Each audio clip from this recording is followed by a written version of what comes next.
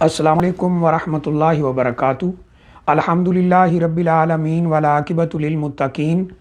والصلاۃ والسلام علی اشرف الانبیاء والمرسلین نبینا و رسولنا و حبیبنا و امامنا محمد وعلی آلہ و اصحابہ اجمعین، اما بعد۔ انتہائی قابل احترام بھائیوں، دوستوں، بزرگوں، انتہائی معزز ماؤں اور بہنوں، ہمارے بعض بھائیوں کی طرف سے ایک سوال کئی دفعہ بھیجا گیا ہے باغ فدق کے حوالے سے، اور وہ سوال یہ ہے کہ نبی اکرم صلی اللہ علیہ وسلم کی زندگی کے بعد، یعنی آپ کے دنیا سے چلے جانے کے بعد، سیدہ فاطمہ رضی اللہ تعالیٰ عنہ خلیفہ اول سیدنا ابوبکر صدیق رضی اللہ تعالیٰ عنہ کے پاس گئیں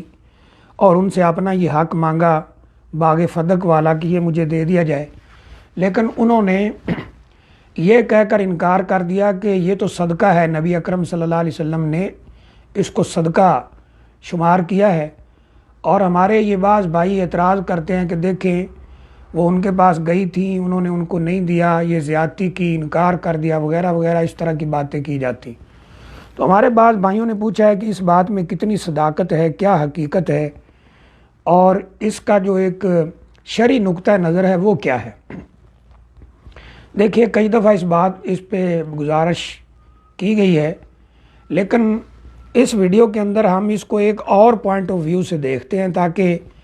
بات کچھ سمجھ آ جائے اور اس کی حقیقت ہمارے سامنے آئے۔ دیکھیے یہ نقطہ نظر یا یہ پوائنٹ کہ وہ باغ جو ہے کس کا تھا، سیدہ فاطمہ رضی اللہ تعالیٰ عنہ کا تھا یا پھر نبی اکرم صلی اللہ علیہ وسلم کی وراثت تھی یا وہ صدقہ تھا جیسا کہ حدیث میں آتا ہے، جو صحیح بات ہے، اس سے قطع نظر، اس سے ہٹ کر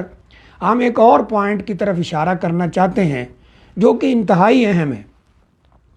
اور وہ یہ ہے کہ اگر اس کو وراثت مان بھی لیا جائے ایک منٹ کے لیے، یعنی میں نے عرض کیا کہ ویسے تو یہ صدقہ ہے جیسا کہ حدیث میں آتا ہے، اور سیدنا ابوبکر صدیق رضی اللہ تعالیٰ عنہ نے اس کی وضاحت بھی کی اور یہ بھی کہا کہ آپ لوگوں کا حسب و نسب، آپ کا خاندان مجھے اپنے حسب و نسب، اپنے خاندان سے زیادہ عزیز ہے، لیکن یہ نبی صلی اللہ علیہ وسلم کا حکم ہے کہ یہ صدقہ ہے۔ سیدنا عمر فاروق رضی اللہ تعالیٰ عنہ نے بھی یہ بات کی جب ان کے پاس سیدنا علی رضی اللہ تعالیٰ عنہ آئے، سیدنا عباس رضی اللہ تعالیٰ عنہ آئے۔ لیکن میں عرض کر رہا ہوں کہ اس سے ہٹ کر ہم ایک اور پوائنٹ کی طرف اشارہ کرنا چاہتے ہیں، اور وہ یہ ہے کہ بالفرض ایک منٹ کے لیے ہم اپنے بھائیوں کو بات سمجھانے کے لیے مان لیتے ہیں کہ یہ سیدہ فاطمہ رضی اللہ تعالیٰ عنہ کی پراپرٹی تھی اور نبی صلی اللہ علیہ وسلم کی وراثت تھی جو ان کو ملنا تھی، تو پھر ہمیں جو وراثت کے اصول ہیں ان کی طرف دیکھنا ہوگا۔ اللہ تعالیٰ نے قرآن مجید کے اندر سورہ نساء میں یہ بات بیان فرمائی ہے، یوصیکم اللہ فی اولادکم للذکر مثل حظ الانثیین۔ اس رکوع کے اندر اللہ تعالیٰ نے ورثاء کے حقوق بیان کیے ہیں وراثتی، کہ ان کو کتنا کتنا ملے گا۔ اب اگر ہم ایک منٹ کے لیے مانتے ہیں کہ یہ صدقہ نہیں تھا، وراثت تھی، اور نبی اکرم صلی اللہ علیہ وآلہ وسلم دنیا سے چلے گئے، تو ان کے جانے کے بعد اس کو پراپرٹی اور وراثت کے طور پہ ہی تسلیم کیا جائے ایک منٹ کے لیے، تو پھر اس کی تقسیم کیسے ہوگی کہ نبی اکرم صلی اللہ علیہ وسلم کے چلے جانے کے بعد آپ کی ایک بیٹی سیدہ فاطمہ رضی اللہ تعالیٰ عنہ دنیا میں موجود ہیں جو اصحاب الفروض میں سے ہیں، جن کا حصہ قرآن مجید کے اندر مقرر ہے۔ اس طرح آپ کی ازواج مطہرات ہیں، سیدہ عائشہ رضی اللہ تعالیٰ عنہ ہیں، سیدہ حفصہ رضی اللہ تعالیٰ عنہ ہیں، اس طرح دیگر ازواج مطہرات ہیں، وہ دنیا میں موجود تھیں، اور یہ بھی ان لوگوں میں شامل ہیں جن کا حصہ یعنی اصحاب الفروض ہیں اور قرآن مجید نے یہ حصہ مقرر کیا ہے، تو ان کو بھی ملے گا۔ اور پھر اگر بیٹی ایک ہو اور صرف بیویاں اور بیٹی ہو تو ایسی شکل میں جائیداد کا کچھ حصہ ان کو دے کر بچ جائے گا، وہ کس کو ملے گا؟ حدیث شریف کے مطابق دنیا سے چلے جانے والے کا جو سب سے قریبی ترین مرد ہوگا، اسبا جسے بولتے ہیں، اس کو ملے گا، اور وہ سیدنا عباس رضی اللہ تعالیٰ عنہ جو نبی اکرم صلی اللہ علیہ وسلم کے چچا ہیں۔ اب دیکھیے قرآن کیا کہتا ہے، اگر بیٹی ایک ہو وَإِن كَانَتْ وَاحِدَةً فَلَهَا النِّصْفُ،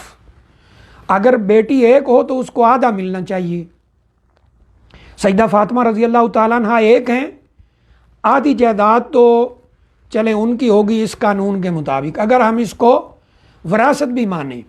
تو ان کو آدھا ملنا تھا یہ باغ۔ اور بعض روایات کے مطابق اس میں چند کھجوروں کے درخت تھے، بعض نے 13 لکھے ہیں، یا اس کے راؤنڈ اباؤٹ کچھ یہ چھوٹا سا باغ تھا، تو پھر آدھا ان کو ملنا ہے۔ اور جو پیچھے بیویاں ہیں ان کے لیے قرآن کیا کہتا ہے،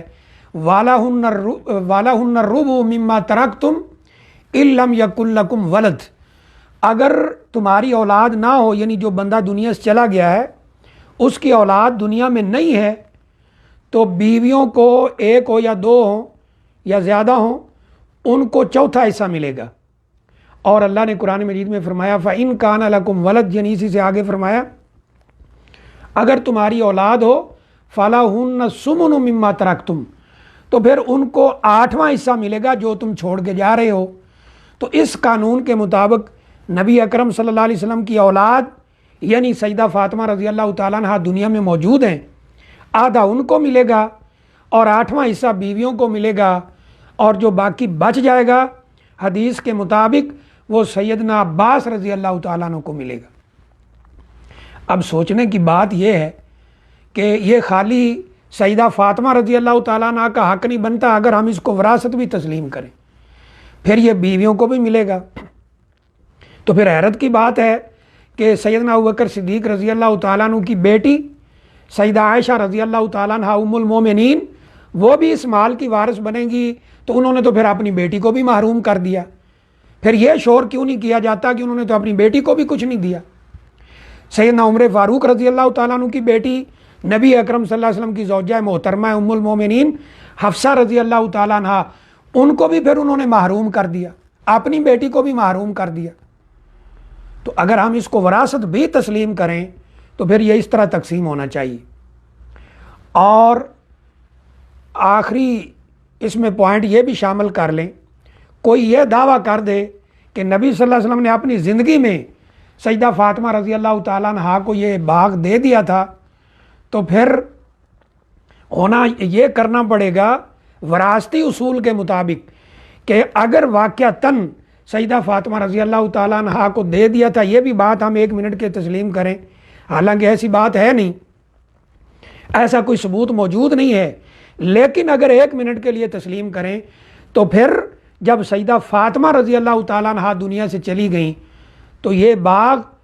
وہ حضرت علی رضی اللہ تعالیٰ عنہ جو ان کے شوہر ہیں ان کو ملنا چاہیے تھا، جیسے ابھی میں نے قرآن مجید کی آیت کریمہ پڑھی ہے کہ تمہارے لیے یعنی عورتوں کے لیے چوتھا حصہ ہوگا یا 8واں ہوگا۔ تو اس طرح قرآن مجید کی اسی آیت میں اللہ نے فرمایا ہے کہ مردوں کے لیے یعنی جو خامد ہے ان کے لیے آدھا ہوگا اگر اولاد نہ ہو مرنے والی کی یعنی بیوی کی، اور اگر اولاد ہو تو چوتھا حصہ ملے گا۔ یہاں سیدنا حسن حسین رضی اللہ تعالیٰ موجود ہیں، ام کلثوم موجود ہیں، اولاد موجود ہے، تو پھر سیدنا علی رضی اللہ تعالیٰ عنہ کو چوتھا حصہ ملے گا، اور بقیہ سیدنا حسن حسین ام کلثوم اور اولاد میں تقسیم ہوگا، اس طرح کہ یوصیکم اللہ فی اولادکم للذکر مثل حظ الانثیین، کہ لڑکی کو سنگل ملے اور لڑکے کو ڈبل ملے، یعنی حسنین کریمین کو ڈبل ملے گا اور ان کی بہن ام کلثوم ان کو سنگل ملے گا۔ تو پھر یہ ہمارے سامنے آئے گا کہ سیدنا علی رضی اللہ تعالیٰ عنہ نے اس کو تقسیم کیوں نہیں کیا اس قانون کے مطابق۔ تو کسی بھی لحاظ سے ہم جو وراثتی قانون کے اعتبار سے اس کو دیکھتے ہیں تو یہ صرف اور صرف خالص سیدہ فاطمہ رضی اللہ تعالیٰ عنہ کا حق نہیں بنتا ہے، پھر یہ سیدہ فاطمہ رضی اللہ تعالیٰ عنہ کا حق بھی بنے گا اگر ہم اس کو 1 منٹ کے لیے وراثت تقسیم کر لیں۔ سیدنا علی رضی اللہ تعالیٰ عنہ کا پھر حق بنے گا ان کے چلے جانے کے بعد، سیدنا عباس رضی اللہ تعالیٰ عنہ کا حق بنے گا نبی اکرم صلی اللہ علیہ وسلم کے چلے جانے کے بعد، ازواج مطہرات کو ملے گا 8واں حصہ نبی اکرم صلی اللہ علیہ وسلم کے چلے جانے کے بعد۔ اس لیے یہ اگر ہم اس کو پراپرٹی یا وراثت بھی مانے تو پھر بھی یہ دعویٰ کرنا کہ یہ فقط سیدہ فاطمہ رضی اللہ تعالیٰ عنہ کا حق تھا، وہ لینے گئی تھیں، ان کو نہیں دیا گیا، ظلم کیا گیا، نعوذ باللہ زیادتی کی گئی، یہ بات جو ہے صحیح نہیں ہوگی۔ اور ہم جب اپنے معتبر مصادر دیکھتے ہیں تو جب نبی اکرم صلی اللہ علیہ وسلم کے چلے جانے کے بعد سیدنا ابوبکر صدیق رضی اللہ تعالیٰ عنہ خلیفہ بنے ہیں اور ان کے پاس سیدہ فاطمہ رضی اللہ تعالیٰ عنہ اس باغ کو لینے کے لیے گئی ہیں، یہاں تک بات بالکل صحیح ہے، لیکن انہوں نے جب وہ وہاں سے واپس آ گئیں اس لیے کہ یہ مجھے نہیں دیا گیا، تو سیدنا ابوبکر صدیق رضی اللہ تعالیٰ عنہ ان کے گھر تشریف لائے اور ان کو ساری بات سمجھائی اور ان کی عظمت کا اقرار کیا، ان کے خاندانی جو ایک مقام ہے اس کا اقرار کیا اور ان کو ساری بات سمجھائی کہ یہ آپ کے والد گرامی کا ہی حکم ہے۔ تو بالکل حدیث کی بعض کتابوں میں اور جو معتبر مصادر ہیں ان میں یہ واضح ہے کہ وہ بالکل آپ سے راضی ہو گئی تھی۔ تو بہرحال میں نے جو بات بھائیوں کے سامنے رکھی ہے وہ یہ ہے کہ اگر ہم 1 منٹ کے لیے اس کو وراثت مانے، حالانکہ ہے نہیں وراثت، صدقہ ہے، جیسا کہ رسول اللہ صلی اللہ علیہ وسلم نے فرمایا ہم جو چھوڑ جاتے ہیں وہ صدقہ ہے، لیکن اگر اس کو مان بھی لیں تو پھر یہ حضرت عباس رضی اللہ تعالیٰ کا بھی حق بنتا ہے اور امہات المومنین کا حق بھی بنتا ہے اور سیدہ فاطمہ رضی اللہ تعالیٰ عنہ کا بھی حق بنتا ہے، جبکہ حقیقت یہ ہے کہ یہ وراثت نہیں، یہ صدقہ تھا۔ اس لیے سیدنا علی رضی اللہ تعالیٰ عنہ جب خلیفہ بنے تو انہوں نے بھی اسے تقسیم نہیں کیا ہے۔ تو ہمیں چاہیے کہ ہم قرآن حدیث کے دلائل میں صحیح بات کو سمجھنے کی، اس کو اپنے دل و دماغ میں جگہ دینے کی، اس کے مطابق عقیدہ اور عمل بنانے کی کوشش کریں۔ اللہ تعالیٰ سے دعا ہے اللہ ہمیں عمل کی توفیق عطا فرمائے۔ السلام علیکم ورحمۃ اللہ وبرکاتہ۔